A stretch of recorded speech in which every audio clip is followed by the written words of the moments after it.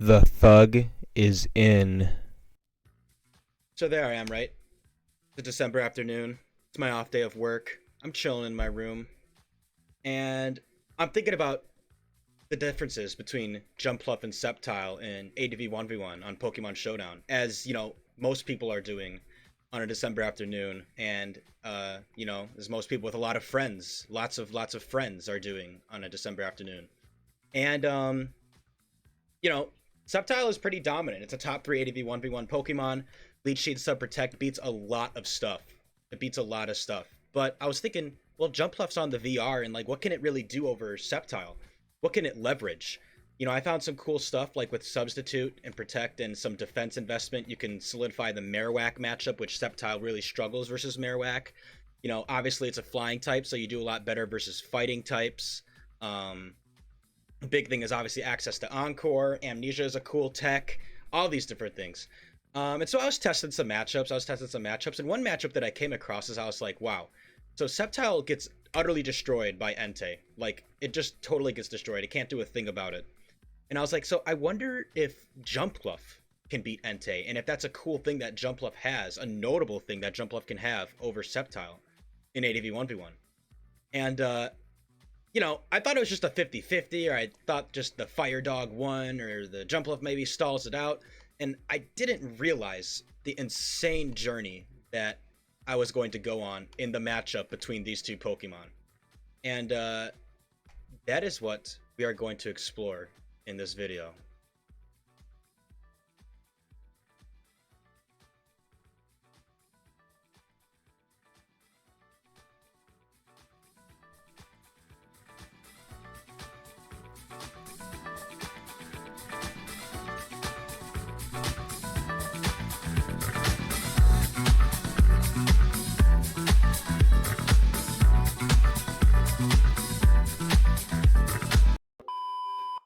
Yes.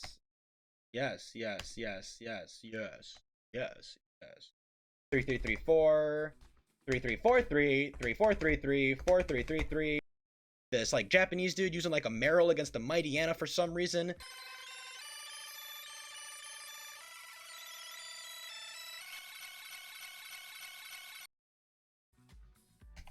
So, before we even jump into the battle, let's look at what these sets are even made for in the first place. So let's start with the most important part of the sets, which is the names. So Jumpluff is nicknamed Lorax mode. Why? Because someone once said they were going to go Lorax mode on me, and I didn't know what it meant, but it always stuck with me.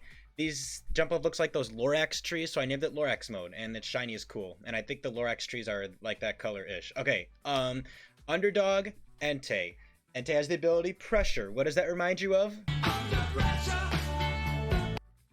Exactly. And so Under Pressure, it's also a dog, and then I thought of Underdog, which is a cool beat by Risey K because I think it's like from a show, but here it is.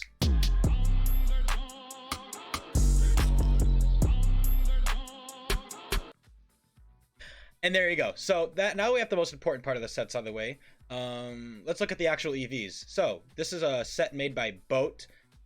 Speed is to outpace Zapdos, and then you got like the most mixed bulk you can as possible while using Amnesia, and this is like a good lefties number. Yeah, pretty simple. You Amnesia and stuff, Lead Sword, Encore, Protect, yeah. Entei is now max speed to speed tie Zapdos, and also just to like, I don't know, like max speed is good. Oh, this is my set.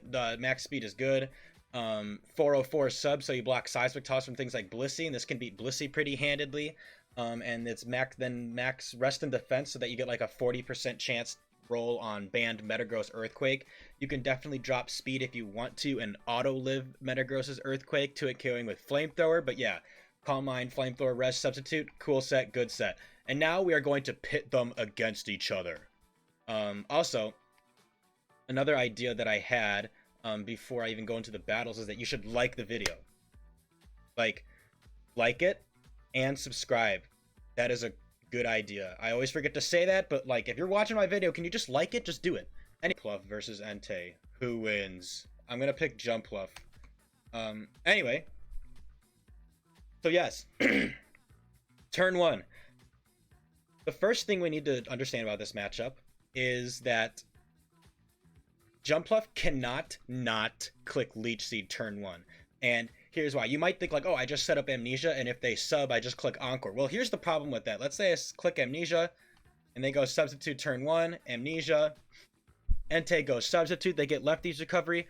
The problem is, I literally can't take damage away from Entei. You can Encore all you want, but some things to remember is that, like, so let's say I just Encore right here. Okay, I Encore.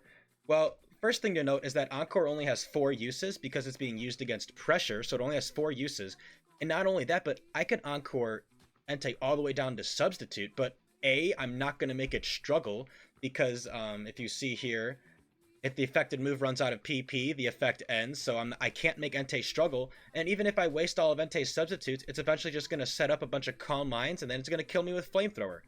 I will magically show a replay on it that I have in replay somewhere to show that, yes, you will just die to like a bunch of Flamethrowers. So, yeah, Jumpluff can't not Leech Seed turn 1 on the substitute.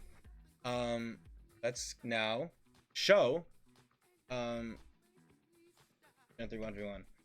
As you can tell, I've done this so many times. I've prepped for this video so much.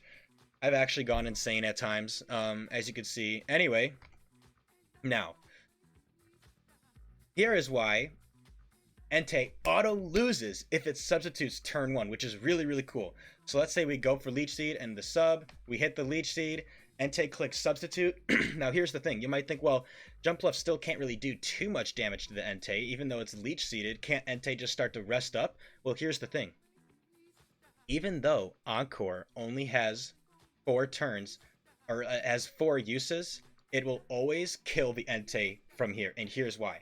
Because Encore, there's probably some cool graphic maybe on the screen with like clapping emojis and a Jumpluff, but Encore's in ADV will last 3 to 6 turns, and Jumpluff can use it 4 times. So let's say that at the worst possible Encore chain is Jumpluff using Encore 4 times, and they all last 3 turns. 4 times 3 is 12.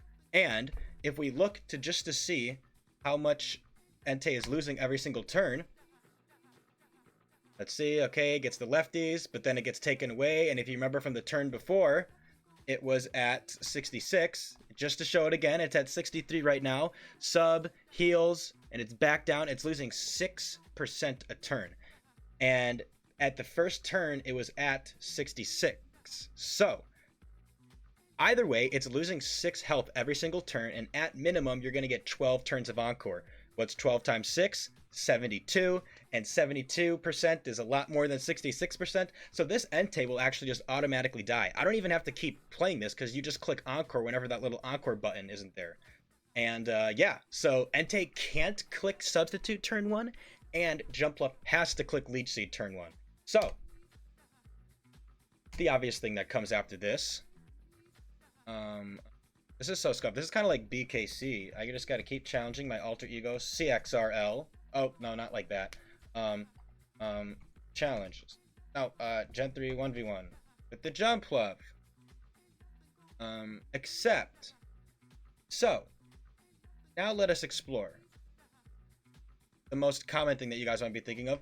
Well, Entei versus Jumpluff is just clicking Flamethrower turn 1, and then you just keep clicking Flamethrower and hope to crit. So fine. We will look at that route, okay? I may or may not have already tested this route like 15 times, and I'll show the funny results, but so we have to Leech Seed turn 1, and Entei's best play is to just Flamethrower, and let's see how much it does. Holy crap, that was definitely a max roll, but either way, it did do a lot of damage, but because Entei's special attack isn't the highest, and we are very invested in Spadef, Flamethrower isn't going to be doing that much. And so here, Jumpluff we want to protect so that we get maximum lefties plus Leech Seed recovery, and Entei's just going to keep going for the crit. We're going to keep going for the crit, and this is the best outcome that Jumpluff can have. We're going to Amnesia here so that Flamethrower starts to not out damage lefties plus Leech Seed recovery. Amnesia in on the flames. The 49. Yep, healed. Look at how much it's healing. Look at how much we're healing. And now, here's an interesting thing to note, is that Entei has to keep clicking flamethrower here. If Entei doesn't click flamethrower here, what happens? It goes below, it goes to 70%. We all still have all 4 of our encores left. Okay, let's actually restart the song. Entei has, or Jumpluff has all 4 of our encores left. Entei is going to be under 72, and then we just encore and win. So now Entei has to follow the, just has to keep dedicating to the flamethrower route. I don't think I'm missing anything here. So amnesia, and now we're going to protect as they keep trying to flamethrower, and then we're going to look at the average amount of flamethrowers that Entei is able to pull off through this strategy. We don't actually need another amnesia, surprisingly, so we can just keep spamming protect. Right? Yes, right? Yes.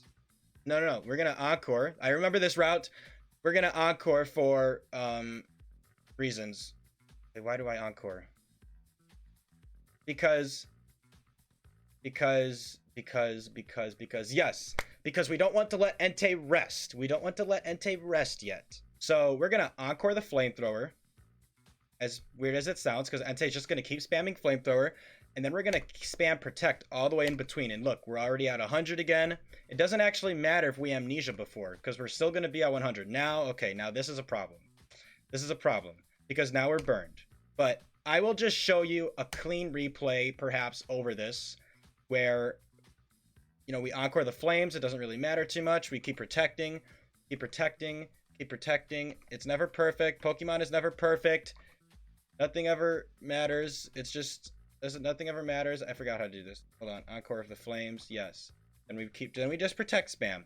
And Jumpluff is just going to keep trying to protect on all the flamethrowers, and it's going to win. So, you might be wondering, okay, what could Entei have done about this? Entei could have rested at one point, but you see that Jumpluff is even, like, pretty safe, even with the burn.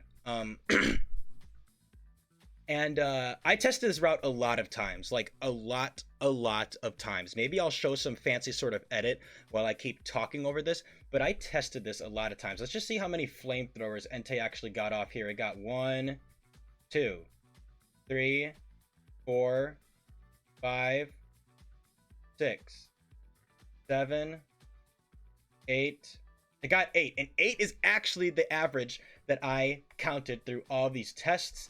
It was like about 7.6, but it was I've rounded it up to 8, the amount that you get when a Jumpluff follows this ideal method against the flamethrower spam. It was 8. And if we go and to figure out, so then what exactly are the odds of Entei winning when it's gonna on average get 8 flamethrowers off? What you do is the formula.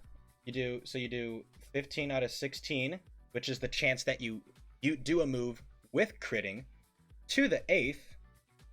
So you would do 1 minus 15 to the 16th to the 8th. And if we math this, there's a 40% chance that Entei wins through this method. On average, a 40% chance.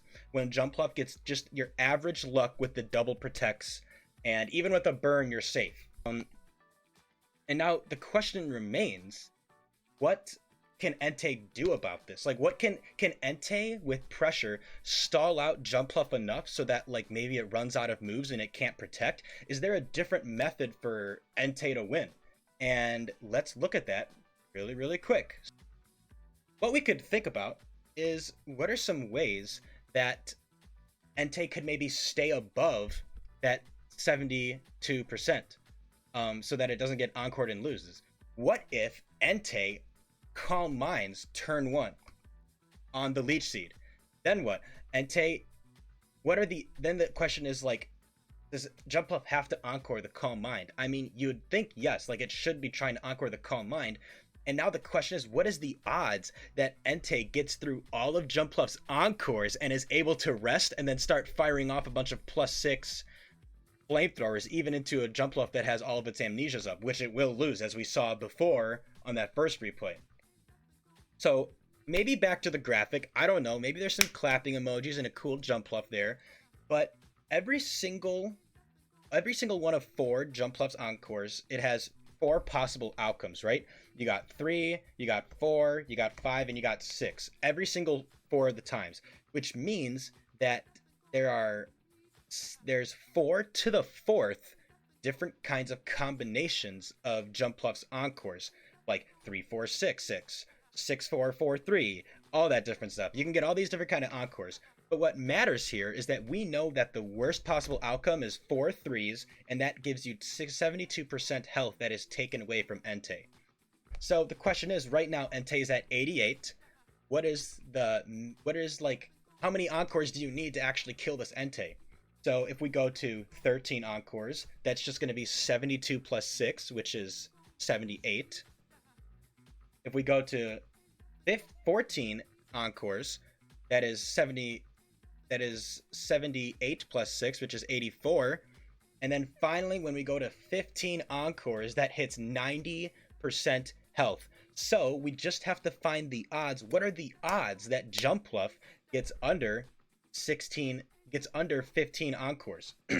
And the only possible outcomes are 3 3 3 3 3, 3 3 3 4, 3 3 4 4, and 3 3 3 5. But the thing is that this is honestly also kind of a math video maybe that I'm just kind of spouting out. The thing is though, which is crazy, is that it's not just like 3 it's not just 4 out of 256, which is 4 to the fourth. It's actually 16 out of 256, because you got 3 3 3 3, 3 3 3 4, 3 3 4 3, 3 4 3 3, 4 3 3 3, and then with the 3 3 4 4, you got 3 3 4 4, 3 or 4 4 3 3, 3 4 3 4, 4 3 4 3, 3 4 4 3, 4 3 3 4, and then obviously for the last one you got 3 3 3 5, 3 3 5 3, 3 5 3 3, 5 3 3 3. So that's 16. And what is 16 out of 256? 16 out of 256 is 1/16th, which is the chance of a crit. I just think that correlation is crazy. So if Jumpluff wants to secure the victory as if it's like taking the odds of getting crit, it could just click Encore here and Entei is going to lose. But obviously, like, we can see that the initial route for Entei is much more likely than, like, just spamming the flamethrower is a lot more likely than hoping for, like, the just 1 in 16 chance. Because as we can see before, Entei has about like a 40% chance to win. And so this is actually not an optimal route, but I just thought it was a fun like side thing to look into. But now, what are some other options what is the only other option that Entei has to prolong the battle and try to come up with better odds than getting on average 8 flamethrowers to hit? And the answer to that question is maybe the most intuitive one, but it's rest on turn 2. So you want obviously Jumpluff to take health away from you, because if it doesn't, then Jumpluff can just auto lose on turn 1. So let's just flamethrower turn 1 on the leech seed. Watch, this is live. Watch it like burn. Nope, no burn. So now the thing is, Jumpluff is going to protect. We obviously see like if it encores, that's not a good idea, because then you're just we're going along the original route. So when they protect, what if Entei just clicks rest? And here we run into an interesting dynamic, because it's like, okay, so like Entei's resting, but what does that exactly do? So something important to know about rest is, so yes, rest has 16 power points, but there's also the turns that it spends sleeping. So while you're sleeping, let's say like Jumpluff is using amnesia, it has these 2 turns where it's sleeping. And it has the 2 turns where it's sleeping. So in reality, rest actually has 48 power points, which is a lot. I mean, like, look at all the power points that Jumpluff has here. 48 covers a lot of that. It has 48 power points. And not only that, but as you can see here, it's slept 2 turns. And when Entei clicks rest again, it's going to be perfectly above 72, because it just goes right back up to full health. So it doesn't have to be scared of Encore after that, which is like really, really cool. So let's see, can Entei actually like stall out the Jumpluff? Jumpluff's going to have to use all of its leech seeds. It is only 8 leech seeds, because leech seed does target the opponent, so it's susceptible to pressure. 8 plus 32 is 40, and then it's gonna have to start using some protects and encores. And like, what's the most optimal way to use the encores and protects? Do you want to save an encore? Do you want to save any protects? Do you actually want to save amnesias for any reason? All of this will happen, but first, let's see what happens when Entei just spams rest. And the reason that Jumpluff doesn't have to click Encore is because, as we explored before, if Entei clicks like Calm Mind, Jumpluff wins with Encore because it's under 72. And if it clicks Flamethrower, then it's just objectively worse than the first route of play. Oh my gosh, we got to replay. Then it's just objectively worse than the first route of play, because on the first route of play, where it just spams Flamethrower, Entei can have the chance for a burn on turn 1 or turn 3, and it can leverage that burn to cause Jumpluff to have to use Amnesia more than once and have more chances to crit. Now, Jumpluff is going to be at +6, and burn isn't going to mean anything. So that would just be a worse route. So surprisingly enough, Entei just has to keep resting. And we're going to resume once Entei is done with all of its rests and all of that.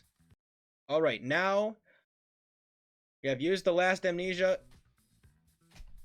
And Entei has used the third to last rest. So now it's like, okay, so Jumpluff has Encore and Protect, and Entei right now has 8 more rest turns because it has to sleep for these next 2 turns, and it has to sleep for these next 2 turns, and it has already 2 rests, which is 6.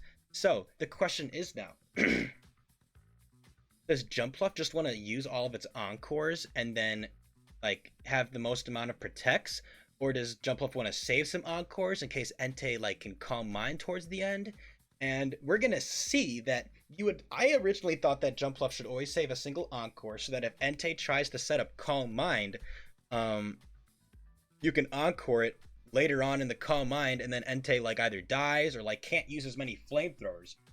But what I realized is that it actually doesn't matter, because even when Entei, so let's see, we gotta protect here. We actually are gonna protect, and I'll show you why. But when the optimal time to use all of our Encores are, the crazy thing is that Jumpluff actually does want to use all of its Encores, and Entei wants to try to set up Calm Minds, it's still actually worse than just firing off a ton of flamethrowers. So we're gonna use all 4 of Jumpluff's Encores to end off the last 4 turns of rest that Entei has. So we're gonna Encore right here. We're gonna Encore, doesn't matter. Encore is gonna fail a bunch more times. Encore rest, Encore rest. We're gonna Encore again. We're gonna Encore again. And now Entei's about to wake up, but we now have 11 protects to protect ourselves from the incoming onslaught of Entei flamethrowers. Entei has all the flamethrowers in the world, and it just has to get a single crit. But how many flamethrowers will Entei get off, plus the first original one that it got? And if we can see here, Entei's going to be losing, like, Jumpluff has at most 11 protects, which would be nuts, like absurdly stupid. But because it halves, oh, I forgot to mention that. So it halves every single time you use it. So it's protect, first it's regular, then it's half, then it's a 4th, then it's an 8th, then it's a 16th, and then it actually gets wonky with like emerald mechanics. But like either way, like you'll never see anything over like a 4, like 4 protects in a row. That's already nuts. But there's more than 11 turns left, because 11 times 6 is 66, which is the 6 turns left. And so Entei could fire off some more unprotected flamethrowers versus the Jumpluff. But will it be actually like more chances to get the crit? That is what we'll explore. So protect, turn 1. Entei's going to keep setting out the flamethrowers. Go, protect, flamethrower. Go, protect, watch it crit. Oh my gosh, it crit. Okay, well, either way, this is why, okay, you know what? I've tested this so many times. This is why nobody wins in Pokemon. You know why? You know why nobody wins in Pokemon? Because everything is just all chance. Like, Jumpluff has all these protects left. And it's like, well, how many protects can Jumpluff actually use in a row? What is the average amount of protects that Jumpluff can get in a row? When it's like 1/2, then it's like 1/4, and then when it doesn't get the 1/2, then it's like, okay, then it's just like a regular thing, other than like the time resets. Like, how do you do the statistics of that? And then what if Entei just crits the flamethrower like it always is going to do, because it's Pokemon and you're never in control. I don't win. The opponent doesn't win. Nobody wins. The only person that wins is the viewer. And also, even on top of that, did you guys know? Did you guys know that Protect can literally fail? It can actually fail. I don't know if it was implemented in Showdown or not, but the move Protect can actually fail. And I hope there's like the task thing that's like this like Japanese dude using like a Meryl against a Mighty Anna for some reason. Like it's like this task thing that proves it because like something with like the code and like Pokemon Emerald, and so Protect could fail. What up? This is post editing me. My brain hurts from thinking about Jumpluff and Enteis so much, and holy crap, I don't even want to finish editing this video. But yeah, so look at this. So you go on the Protect page, right? And then it shows like what's your success rate. Then it says here the following success. Wait a second. As is Emerald, these numbers represent success rates out of 65536, which means that the move has a 1 in 65,536 chance of missing. And then I click on this little 5. And it takes me to this task thing, and it's this Japanese website. I hope like bad stuff doesn't show up. Like this really sketchy Japanese website. And you play. Oh my gosh! Of course you get an ad.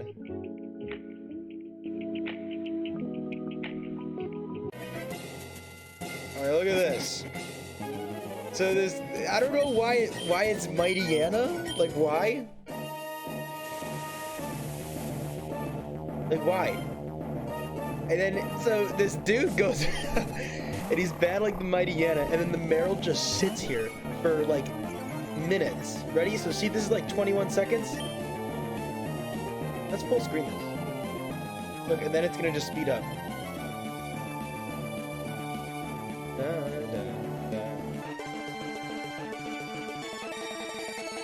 Look at how fast it's going!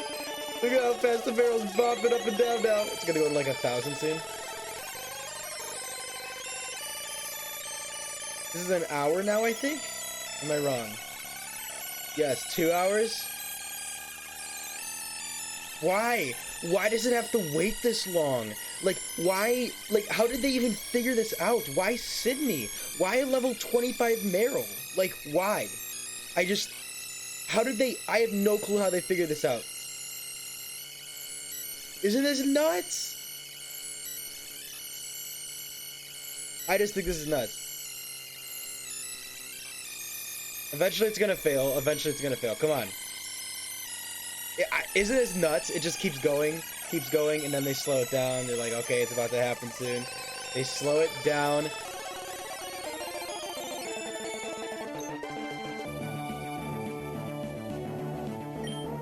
Right there, and then it fails.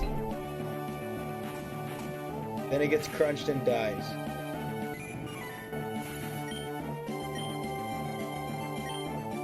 Isn't that nuts? Isn't that nuts? I don't know. I just think that's just the right inspiration. I just think that's crazy. Very, very rare. Yeah, so honestly nobody wins. But to be real though, like what did I do? I like Entei on average will actually only get about like 5 flamethrowers plus the original one that it got. So Entei on average will get about 6 flamethrowers, which is obviously worse than an average of 8 flamethrowers. And yeah. So it's literally just Entei spams flamethrower turn 1. And if Jumpluff doesn't get crit, it wins. Kind of like what most of you are probably thinking, but we just had to go into the depth because the depth was so cool. You know what I mean? Yeah. So yeah, nobody wins in Pokemon, and also just don't use amnesia on Jumpluff. Honestly, like, unless you want this 60% chance to beat Entei. But obviously, you guys are all like, Entei could just click Toxic turn 1 and win, or like, Entei could just have max special attack. Well, that's not the point of this, okay? The point of this was so that Entei could have. It was just 2 sets that I had before that Entei could just like, it was just the standard sets in their matchup, and I basically went insane looking into all this stuff, and yeah. So case in point, Jumpluff should win most of the time, I guess. I think maybe. Yeah.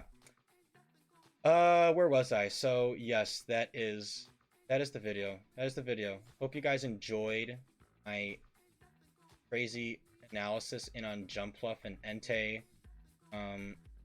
It was kind of nuts. I tested this matchup a stupid amount of times. Lots of math. And yes. I hope you guys have a great day. Okay, goodbye.